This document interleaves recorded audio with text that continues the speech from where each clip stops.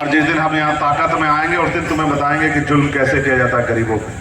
तो इसलिए मैं आपसे कहना चाहता हूँ कि हम तो बंजर भूमि का सीना चीर के उसमें फसल उगा देते हैं,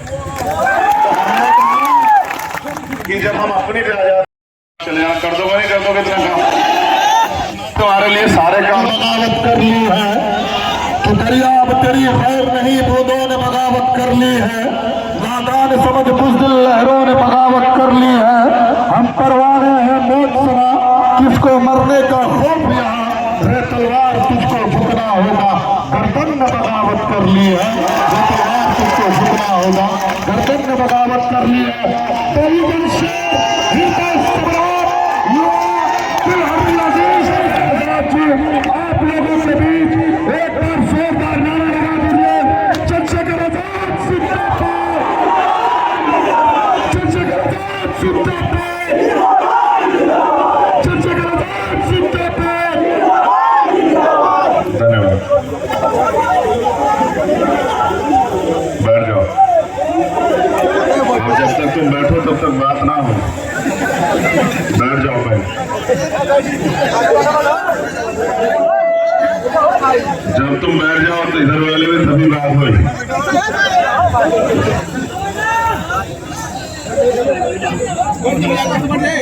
बैठो, चिट्ठी भिजवाएं। ये मीडिया को कर लेते हो, फिर तुम उनका काम करो तो फिर तुम्हारा काम कौन करे बता।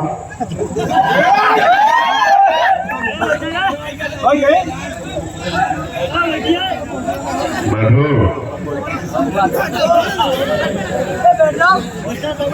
मैं समझ सकता हूँ कि अभी तुम कुर्सी की अहमियत समझते नहीं, जिस दिन कुर्सी की अहमियत समझ गए उस दिन फिर कुर्सी छोड़ोगे नहीं किसी के लिए। बहुत बहुत धन्यवाद। मैं आज की सभा के लिए वाल्मीकि नगर की जनता की बहुत बहुत उनकी हिम्मत की दाद देता हूं कि वो पिछले कई घंटों से यहाँ डटे हुए हैं।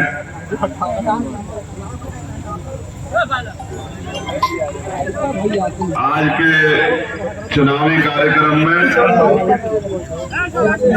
इस मंच पर उपस्थित साइड में हो जाए हमारे प्रदेश के, जिले के, संभाग के और प्रदेश के प्रभारी तमाम हमारे नेतागण, भीम आर्मी आजाद समाज पार्टी का एक एक सम्मानित कार्यकर्ता, पदाधिकारी, हमारे लोकप्रिय प्रत्याशी, मैं उनसे कहूंगा कि वो यहाँ गए। मैं जब पहली बार आया था तो इनको देखा, मुझे लगा बहुत सीधा सा आदमी है, लेकिन आज मैंने इनको सुना तो मुझे बड़ी खुशी हुई कि अगर हमें ताकत आ जाए तो जनता का भला हो सकता है। मैं अपनी बात को शुरू करने से पहले बहुजन समाज में जन्मे सभी संतों, गुरुओं, महापुरुषों को नमन करता हूं। मैं नमन उनको इसलिए करता हूं क्योंकि अगर वो ना होते तो शायद आज जानवरों की जिंदगी से निकालकर इंसानों जैसी जिंदगी हम लोगों को नहीं दिला पाते। अगर मैं याद दिलाने लगूंगा तो बहुत समझ आएगा कि ये देश क्या था और इस देश में क्या क्या होता था। ये वही देश है जिस देश में विधवा विवाह पर रोक थी। एक महिला को चाहे वो कम उम्र में विधवा हो जाए, उसको पूरी जिंदगी ऐसे अपमानित होकर काटनी पड़ती थी। जहां सती प्रथा थी कि अगर कोई बहन विधवा हो जाए तो उसको उसके पति के साथ जिंदा जलाया जाता था। यहाँ बाल विवाह होता था, जो शारीरिक से तैयार भी नहीं होती थी, बच्चियां उनका विवाह हो जाता।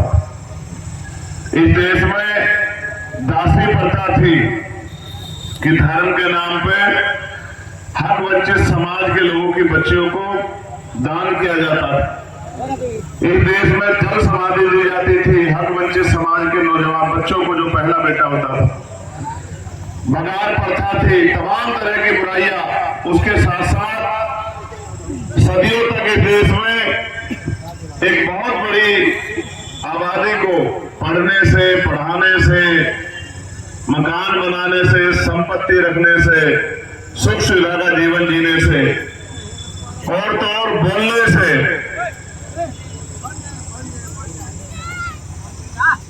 खुली हवा में सांस लेने से भी रोका गया। इस देश में महिला, कोई भी धर्म जाति की महिलाओं से पढ़ने की, नौकरी करने की, रोजगार करने की आजादी नहीं थी। 1950 से पहले का भारत और आज के भारत में जमीन आसमान का अंतर है। जिनको कहा गया कि ये महिलाएं कमजोर हैं, उन्हीं महिलाओं में से एक महिला आज इस देश की राष्ट्रपति है। ये बदला हुआ भारत, जिनको कमल ज्योति के समान होती है, उन्हीं महिलाओं ने देश में प्रधानमंत्री बन के देश को चलाने का काम किया। और आज सेना से लेके हर विभाग में हमारी बहनें गर्व से, चाहे वो पुलिस हो, अर्धसैनिक बल हो, आर्मी हो, चाहे वो डॉक्टर हो, इंजीनियर हो, चाहे एयरफोर्स हो, चाहे नेवी हो, सब में सीना तान करके इस देश को आगे बढ़ाने का काम कर रही है। ये बदला हुआ भारत है। लेकिन सोचो कि ये बदलाव कैसे आया। ये बदलाव मांगने से नहीं आया लोगों, इस बदलाव के लिए कुर्बानियां देनी पड़ी है। लोग रहते थे, मैं अक्सर उनसे पूछता था कि ये होली दिवाली पे कहां चले जाते हैं, ईद पे कहां चले जाते हैं। तो वो कहते, मेरे परिवार के लोग बड़े बताते कि अपने घर जाते हैं। तो हमने कहा कि हम भी तो अपने घर रहते हैं, किसके घर जाते हैं? तो उन्होंने कहा ये बिहार से यहाँ आके मेहनत मजदूरी करके अपना पेट पालते हैं, इसलिए इनका गांव बहुत दूर है बिहार में, तो ये अपने गांव जाते हैं अपने परिवार के लोगों के बीच में। तो मुझे लगा कि बिहार थोड़ी दूर होगा। जब उम्र बढ़ी, एजुकेशन बढ़ी, तो पता लगा कि बिहार तो हजारों किलोमीटर दूर है और हजारों किलोमीटर दूर से मजदूर पढ़ लिख के इसलिए जाता है अन्य अन्य प्रदेशों में कि अपने परिवार का पेट पाल सके, अपने लोगों को 2 टाइम की रोटी की व्यवस्था कर सके, घर में बैठी अपनी बहन के हाथ पीले करा, अपने भाई की शादी कर सके, उनके लिए एक मकान बना सके, उनको इज्जत की जिंदगी दे सके। और जब मैंने तो खुद काम किया कंपनियों में, तो मैंने देखा 48-48 घंटे जाग जाग के बिहार के लोग काम करते हैं। किस मिट्टी के बने हुए बिहार के लोगों, मैं तुम्हारी हिम्मत की दाद देता हूँ। लेकिन मुझे ये भी होता है कि आवश्यकता आविष्कार की जननी होती है। जब भूखा पेट होता है और कद्दू पे जिम्मेदारियां होती है तो 48 घंटे नहीं, आदमी 64 घंटे भी जाग लेता है। लेकिन यह महसूस करो कि आजादी के 75 साल बाद भी बिहार के हिस्से में ये अपमान क्यों आया। यहाँ तो सबको मौका मिला, कांग्रेस को मौका मिला, भाजपा को मौका मिला, क्षेत्रीय दल के तौर पे जेडीयू और आरजेडी को मौका मिला। तो बताओ कितने लाखों लोगों की जिंदगी बदल गई। आप महसूस करो कि अगर आज ये नेता भी रोजगार की बात करते हैं तो ये अपने मन से नहीं करते हैं। इसके लिए इसका एक उदाहरण मैं आपको देके बताऊंगा। महाराष्ट्र के लोग महाराष्ट्र में बाबा साहब अम्बेडकर के नाम पे यूनिवर्सिटी बने, इसकी मांग कर रहे थे, उसके लिए नामांतर आंदोलन चला रहे थे। तो कांग्रेस की सरकार थी, कांग्रेस की सरकार ने वहां तो बाबा साहब के नाम पे यूनिवर्सिटी नहीं बनाई आंदोलन के बाद, लेकिन यूपी में बना दी। जब यूपी में यूनिवर्सिटी बनी तो हमारे नेता माननीय काशीराम साहब ने एक बात कही थी कि जब ये महसूस कर लेते हैं कि गरीबों का कोई आंदोलन खड़ा हो रहा होता है तो ये उनकी बात करने लग जाते हैं, ये उनके मुद्दों की बात करने लग जाते हैं। लेकिन जिस दिन ये सत्ता में आ जाते हैं फिर ये भूल जाते हैं। इसलिए क्योंकि पिछले 10 साल से इस देश में दलित, पिछड़े, आदिवासी, मुसलमान, जैन, सिख, बौद्ध, ईसाई, उनकी अगर कोई मजबूत आवाज बनी है तो भीम आर्मी बनी है। अगर उन पर कोई जुल्म होता है तो उनकी आवाज उठाने का काम भीम आर्मी करती है। जिनको थाने कचहरियों में नहीं घुसने दिया जाता था, आज उनका पढ़ा लिखा नौजवान दरोगा से, एसएचओ से, सीओ से, एसपी से, आईजी से, डीआईजी से आंख मिला के बात करता है, अपने सवाल पूछता है। जब इन्होंने देख लिया कि ये समाज तो जागने लगा है, नीला पटका पहन के ये तो सवाल करने लगे हैं, तो ये भी संविधान की बात करने लगे, बाबा साहब की बात करने लगे, जय भीम की बात करने लगे हैं। आप महसूस करो।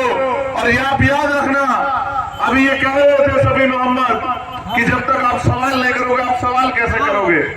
जब आप पढ़ो लिखोगे नहीं, ज्ञान हासिल नहीं करोगे, अपने हक अधिकार के बारे में नहीं जानोगे, तो आप सवाल कैसे कर लोगे? आप सवाल तो तभी करोगे जब आपको जानकारी होगी, और जानकारी आपको स्कूल में पढ़ने से मिलेगी, किताबों को पढ़ने से मिलेगी, इतिहास जानने से मिलेगी, हक अधिकार और जो पूरे डाटा है उसको जानने से मिलेगी। मैं जब आया, बड़े बड़े नेता हेलीकॉप्टर से आए हुए आपके पड़ोस में, ये हेलीकॉप्टर चुनाव के समय बड़े नजर आते हैं, लेकिन बताओ 5 साल भी हेलीकॉप्टर नजर आते हैं कि जब आपको जरूरत पड़ती है? आप ईमानदारी से बताओ, जब आपका बच्चा बीमार होता और अस्पताल में डॉक्टर कह देता कि हाँ इलाज नहीं होगा, कहीं बाहर ले जाओ, कैसा महसूस करते उस समय आप? जब आपके कोई परिवार का व्यक्ति बीमार होता है, जब आपको अपने बच्चे को पढ़ाना होता है और बच्चा पिता और मां की तरफ देखता है कि आज ये मेरे लिए पैसे का कहीं से इंतजाम करेंगे, और आप अपने आप को बेसहारा महसूस करते हो, लाचार महसूस करते हो, तो आपके दिल पे क्या बीतती है? जब आप अपनी बेटा बेटी की शादी करना चाहते हो, मकान बनाना चाहते हो, और चारों तरफ घूम के देखते हो कोई मदद करने वाला नहीं है, और ये नेता आपको घरों में छिपे हुए मिलते हैं, तब आपको कैसा लगता है? उस अपनी लाचारी को महसूस करो। आपको 5 साल में एक बार मौका आता है, 1 महीना आपका भी आता है, नेता आपके बीच आते हैं, आपके पैर छूते हैं, और ये परिवर्तन ही तो है कि जिनको छोटी जाति का नीच कह के, अछूत कह के अपमानित किया गया, ये नेता चुनाव के बीच में आके उनके बीच में बैठ के खाना खाते हैं, उनको अपना भाई बताते हैं, उनके पैर छूते हैं। मेरी इन माओ को जो पूरे साल मेहनत करके हजारों ईंटें अपने कंधे पे उतार के, भट्टों पे, कोलू पे काम करके, दूसरों के खेतों में काम करके जो हमारा पेट पालती है, इनको भी माँ और चाची, ताई, भाभी बताते हैं, इनके बराबर में बैठते हैं, इनके बीच में बैठ के खाना खाने का। हमारे देश के प्रधानमंत्री को देखो, चुनाव के समय पैर धोते हैं दलितों के, पिछड़ों की बात करते हैं, लेकिन जब शिविर में दलित मारा जाता है, जब मेहनत मजदूरी मांगने पे समंती उसको मारता है, तो तब कभी दलित के आसपास नहीं दिखाई देते। जब वो भूखे पेट सोता है तब नहीं दिखाई देते, जब उनके सपने कुचले दिखाई जाते हैं तब दिखाई नहीं देते। इस देश में बिहार के लोगों बहुत बड़े आंदोलन हुए, और क्रांति की शुरुआत भी कई बार। ये बताओ कि इन्होंने आपके रोजगार के बारे में क्यों नहीं सोचा? क्यों नहीं सोचा? आप, मेरा सवाल और जवाब दोनों है। क्या ये बताओ इंडस्ट्रियल एरिया नहीं ले सकते, उद्योग धंधे नहीं ले सकते वाल्मीकि नगर में? आप बताओ मुझे, लग सकते हैं नहीं लग सकते? बताओ, क्या एम्स जैसे हॉस्पिटल बन सकते हैं नहीं बन सकते हैं? बताओ। आप कई महीने बाढ़ से परेशान होते, बताओ इस बाढ़ से मुक्ति आपको मिल सकती है नहीं मिल सकती? बताओ। तो फिर मुझे एक सवाल का भी जवाब दो, जिनको मेंबर ऑफ पार्लियामेंट बना के आपने भेजा दिल्ली में, कई बार जो मेंबर ऑफ पार्लियामेंट बने, क्या पार्लियामेंट में आपने उनसे सुना कि वो कह रहे हो कि मैं वाल्मीकि नगर के लोगों में सुविधा के नाम पे टाटा बाय बाय है? सरकारी हॉस्पिटलों में जाओगे तो वो पर्चा लिख देगा, और पर्चे की दवाई कहेगा बाहर से मिलेगी, और बाहर बैठे हुए मेडिकल स्टोर वाले भाई से उसका चलता है नहीं चलता है? तो 10 रुपए का सामान 50 रुपए में मिलता है, जिसमें डॉक्टर साहब को भी कुछ मिल जाता है। लेकिन आप ये बताओ, चलो ले लो अमीरों से, लेकिन गरीबों की खाल तार के कहां जाओगे? आप ईश्वर को मानने वाले लोग हो, अनेकों धर्मों को मानने वाले लोग, आप बताओ, आप जो यहाँ चोरी करते हो, भ्रष्टाचार करते हो, जो लोग खुदा को मानते हो, उनसे भी पूछ रहा हूँ, आपको लगता है कि जब ये जुल्म आप करते हो, धोखा लूट मचाई करते हो, तो वो खुदा नहीं देखता आपको? वो ईश्वर नहीं देखता आपको? आप उसको जिस रूप में मानो, मैं मानता हूँ जो जैसा करेगा वो वैसा मरेगा, पाप का घड़ा आज नहीं तो कल भरेगा, उसको कोई बचा नहीं सकता। मैं आपसे पूछना चाहता हूँ, अगर आपको चुन रही है तो बाहर के लोगों को क्यों? लोकतंत्र का मतलब है जिसकी जितनी संख्या होगी उसकी उतनी हिस्सेदारी होगी, जिसका वोट होगा उसका राज होगा। मैं कड़वे शब्दों में कह रहा हूँ, आप अपना वोट यहाँ देखो, हिस्सेदारी यहाँ देखो। क्या मुस्लिम समाज के लोगों में आपसे पहले पूछना चाहता हूँ, क्या आपके बीच के व्यक्ति को आपका नेतृत्व करने का दिल्ली में अधिकार है या नहीं है? बताओ। बिल्कुल है। क्या आप में काबिलियत है या नहीं है? बताओ। अगर आप में काबिलियत, ये दूसरी पार्टियां तो क्या हरियाणा के लोगों को लाके आपका नेता बनाती?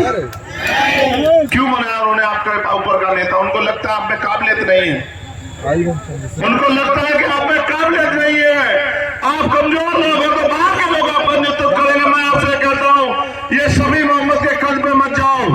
ये गरीब का बेटा, आपके बीच का बेटा है, दिन रात एक कर देगा, लेकिन आपकी आंखों में आंसू नहीं आने देगा। मेरी बात को आप याद रखो। मैं आपको दो चीज याद दिलाऊंगा।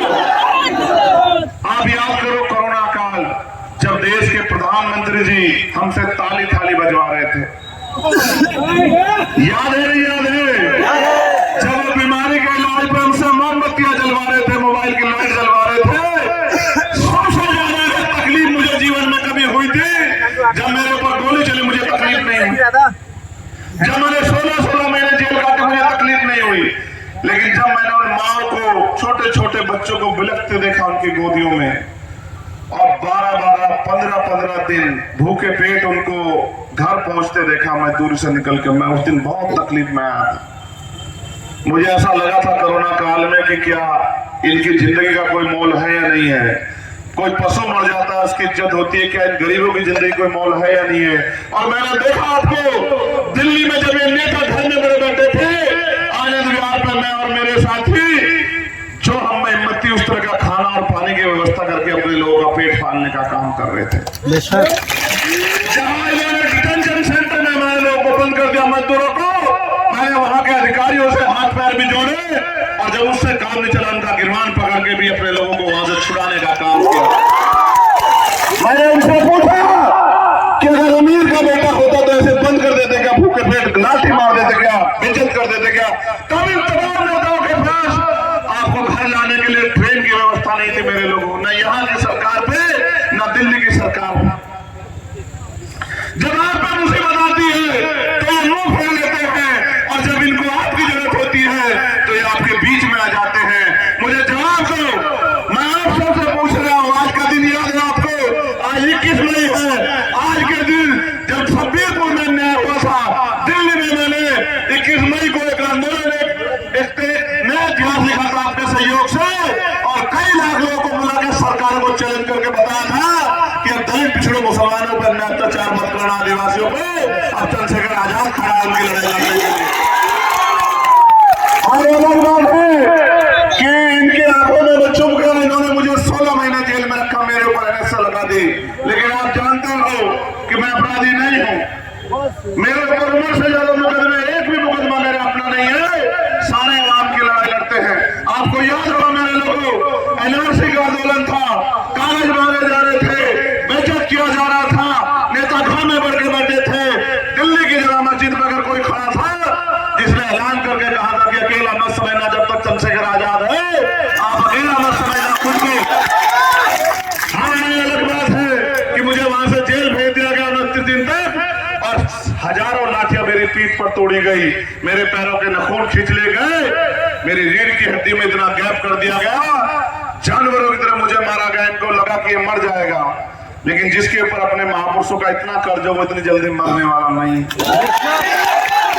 मैंने 10 साल के जीवन में 4 साल के लगभग समय जो है जेलों में काटा।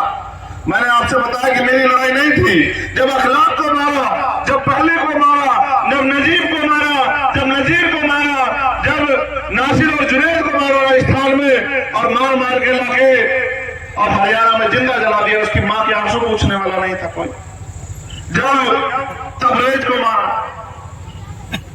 जब नजीर गायब हुआ, कोई उनके आंसू पूछने वाला नहीं था।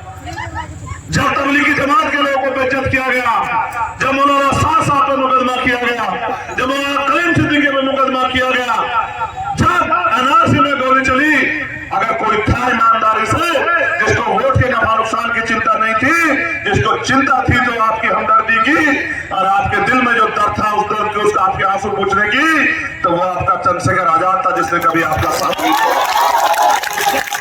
वो अलग बात है कि आपको इन्हीं नेताओं में नेता नजर आते हैं जो चुनाव के बीच आपके बीच में आते हैं। मैं अपने नौजवान साथियों से पूछना चाहता हूं, ये बताओ, क्या हम गरीबी में पैदा होकर गरीबी में मरने के लिए पैदा हुए हैं? क्या हमारे हमारे कुछ सपने नहीं है? क्या इस देश में जब हम मेहनत कमाए, मेहनत करते हैं और टैक्स देते हैं, क्या हमारी हिस्सेदारी नहीं है? क्या मेरी माँ बहनों को, ये जितनी माए बहने बैठे, जरा हाथ उठा के बताना और झूठ मत बोलना मुझसे, मैं आपका खून हूं। बताओ, पहले मेरा सवाल सुन लो, कितने घरों में आरओ लगा हुआ है, साफ पानी वाला? बताओ जरा, हाथ उठा के बताओ। कितने घरों में 4 पैर की गाड़ी? जरा हाथ उठा के बताओ मेरी माओ बहनों। कितनी मेरी माओ बहनों ने रेलवे के एसी कोच में सफर किया? जरा हाथ उठा के बताओ। कितनी मेरी माओ बहनों ने, क्या है हम लोग? गुलाम के भी कुछ अधिकार होते, मालिक उसके बारे में भी सोच लेता। जो मालिक कुत्ता पालता है, वो काम मशीन जो मजदूर 10 दिन में करते थे, 10 मजदूर मिलके, वो मशीन 4-6 घंटे में कर देती। आने वाले समय मजदूरी भी नहीं मिलने वाली, मेरी बात को आप याद रखना। और तमाम सरकारी इंस्टीट्यूशन को केंद्र की सरकार ने, भाजपा सरकार ने प्राइवेट कर दिया। और आपके यहाँ तो देखो, एक शख्स है जो प्राइम मिनिस्टर बने चले थे गठबंधन से, और फिर वापस आके गठबंधन में इकट्ठे हो गए, भाजपा के साथ इकट्ठे हो गए। इनका कोई जमीन है क्या? इनका कोई जमीन है क्या? इनको तो सिर्फ कुर्सी में रहना है कि कहीं से मौका मिल जाए कुर्सी पे बने रहे। और ये कुर्सी पे अपने लिए बने रहना चाहते हैं, आपके लिए नहीं बने रहना चाहते। अगर आपके लिए बने रहना चाहते तो आपके बारे में सोचते। मैं आपको जिम्मेदार से कह रहा हूं, ये कहते हैं हमने बड़े सरकारी स्कूल बना दिए गरीबों के लिए, गरीबों के बच्चे पढ़ेंगे। हमने बहुत से सरकारी हॉस्पिटल बना दिए गरीब लोगों के लिए, लेकिन अपने बच्चों को उन सरकारी उसमें स्कूल में नहीं भेजते। उनको भेजते अमेरिका, उनको भेजते इंग्लैंड, उनको भेजते लंदन, अपने बच्चों को वहां पढ़ाते हैं। उनको अपने बच्चों को प्राइवेट स्कूल में पढ़ाते हैं। हमारे बच्चों को धक्का देते हैं कि जाओ सरकार स्कूल, बहुत अच्छी पढ़ाई हो रही है। और वहां का मास्टर बेचारा गली गली घूम रहा है, कहीं पोलियो की रखवाली करता हुआ, कहीं ईवीएम की रखवाली करता हुआ, कहीं चुनाव कराता हुआ। और जब बच्चा पढ़ेगा ही नहीं, ज्ञान ही नहीं हासिल करेगा, तो सवाल क्या करेगा? फिर ये कहते हैं सरकारी अस्पताल अच्छे बना दिए। आप ये बताओ, अपना इलाज कराते हैं प्राइवेट में, फोर्टीज में, मैक्स में, और अपना इलाज कराने विदेश जाते हैं। अगर इतना ही अच्छा तुमने जनता को दिया है और वास्तविकता में अच्छा है, तो आओ ना, पहले खुद अपना इलाज कराओ, अपने परिवार का इलाज कराओ, अपने परिवार के बच्चों को पढ़ाओ। खुद अपने आप उस स्कूलों में जाके देखो। ये मिड डे मील के नाम पे, ये भोजन के नाम पे कब तक लुटते पिटते रहोगे? ये वोट हमारा हथियार है, इस हथियार का प्रयोग करना जान लो। बाबा साहब कहते कहते चले गए, मानवर काशीराम साहब कहते कहते चले गए। आप समझदारी नहीं दिखा दे रहे हो। वोट हमारा, राज भी हमारा होना चाहिए। ये लोकतंत्र है। मेरे जो नौजवान भाई बैठे, मेरे जिगर के टुकड़ों में तुमसे कहना चाहता हूं, ये गरीबी की बेड़ियां ऐसे नहीं कटेगी। 400 रुपए की मजदूरी से आप करोड़पति नहीं बन सकते।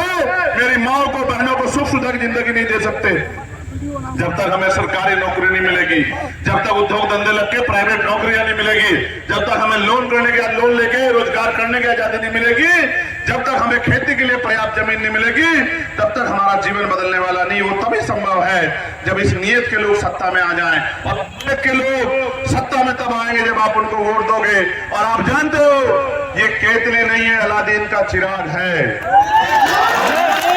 जब आप इस केतली को वोट करोगे तो एक केतली से 2-2 लोग ताकतवर होंगे। चंद्रशेखर आजाद भी ताकतवर होगा और सफी मोहम्मद भी ताकतवर होगा।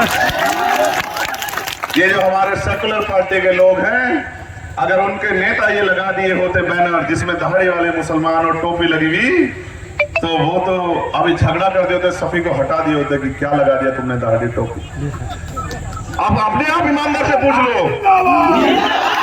ये सेकुलरिज्म के नाम पे आपकी धार्मिक आजादी आपके साथ है, हमारी धार्मिक आजादी हमारे साथ है। किसी का राम में आस्था है, किसी की कृष्ण में आस्था है, किसी की बाबा साहब में आस्था है, किसी की बुद्ध में आस्था है, किसी की खुदा में आस्था है, किसी की जीसस में आस्था है, किसी की वाहेगुरु में आस्था है।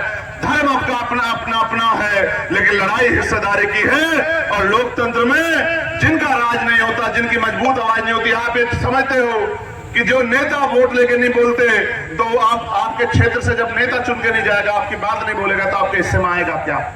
जब सफी मोहम्मद जाएगा और लोकसभा में प्रधानमंत्री जी के सामने आपसे आंख मिला कहेगा कि जिस वाल्मीकि नगर के लोगों ने मुझे वोट देके भेजा, उनका कर्ज है मेरे ऊपर, जब तक आप उनके हितों की रक्षा नहीं करोगे, उनको अवसर नहीं दोगे, मेरी मांगों को नहीं मानोगे, तो मैं और मेरा भाई चंद्रशेखर आजाद पार्लियामेंट के अंदर भी और पार्लियामेंट के बाहर भी चैन से नहीं बैठेंगे, तब जाके आपके सुनवाई होने की बात नहीं होगी। और आप जानते हैं, मैं तो आपको मुबारकबाद दूंगा बिहार के भाइयों कि मैं, ये बॉर्डर है नेपाल का और मैं जहां लड़ा था वो बॉर्डर है चाइना का। चाइना के बॉर्डर वालों ने तो मुझे खूब इज्जत ताकत दी है, और जिस दिन मैं भविष्यवाणी नहीं करता हूं, मैं भविष्य नहीं बताता, मैं ज्योतिष नहीं पढ़ता ना पढ़ाता, लेकिन मैं आपको गारंटी से कह रहा हूं आपकी मेहनत पे कि नगीना लोकसभा तो हम लोग जीत रहे हैं।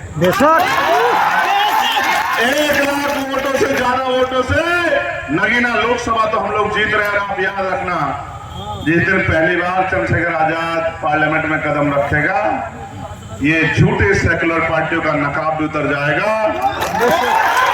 और अगर पूरे देश में किसी गरीब पे कोई जुल्म करेगा, मॉब लिंचिंग करेगा, कोई हो, कोई दल हो, चाहे इनकी सरकार जिनकी आज है, ये हमारे दूसरे साथियों की सरकार बन जाए, चैन से कोई नहीं सोएगा जब तक गरीबों के हक की बात नहीं होगी। याद रखना।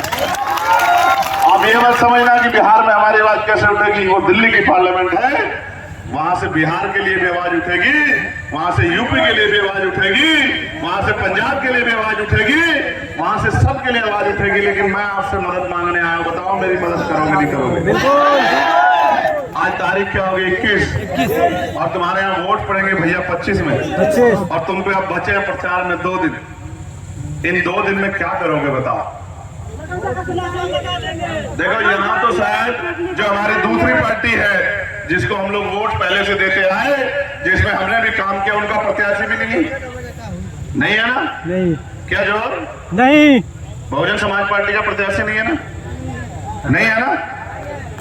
नहीं है, कैंसिल हो गया प्रत्याशी? है? अच्छा, ये हम नहीं है। तो अब मैं पूछना हम बता देते हैं क्या करोगे। अब अपना फोन जेब में गिरो, फिर बताते हैं क्या करोगे। बस नाक कान इधर कर लो और आंखें इधर कर लो, बाकी सारे काम हो जाए। देखो ये तकनीकी युग है, हम यहाँ खड़े बोल रहे हैं, इंग्लैंड में बैठा आदमी हमें आराम से सुन सकता है। सुन सकता है, नहीं सुन सकता है? तो आपकी जेब में फोन है,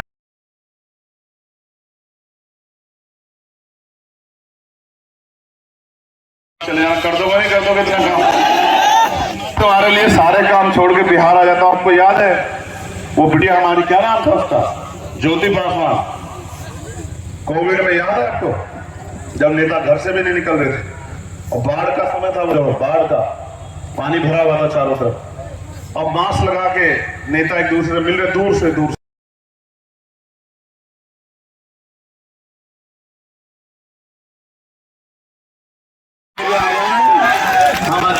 मजदूर किसान परिवार के व्यक्ति, हम तो बंजर भूमि का सीना चीर के उसमें फसल उगा देते हैं। तो हमने कहा कि जब हम अपने 17 दिन में, जिसको कह रहे थे बहुत बड़े नेता का संरक्षण है, सरकार भी उनकी 17 दिन में गिरफ्तार हुआ, और हमें एक अधिकारी ने फोन किया कि चंद्रशेखर भाई आपने कमाल कर दिया। हमने कहा हमने कमाल नहीं किया, ये तो हमारे बिहार के लोग हैं जिन्होंने सर बनवा रखा है कि जब लड़ाई अन्याय के खिलाफ होगी और लड़ाई अस्मिता की होगी तो हर कीमत चुका देंगे। तो मैं बात आपको इसलिए बता रहा हूं कि आप में ताकत बहुत है, लेकिन ये अधिकारी कर्मचारी इसलिए मेरा कहे से काम नहीं करते बिहार के। जैसे अभी हमारे लोगों को पकड़ के जेल में बंद कर दिया, नहीं कर देता आंदोलन में, कौन सा जिला था? गया में 20 लोगों को, जिसमें 2 बच्चियां थी, एक तो नाबालिग बच्ची थी। उस दिन बहुत तकलीफ हुई मुझे, लेकिन जब मैंने अधिकारियों कहा तो मुझे कानून बताने लगे।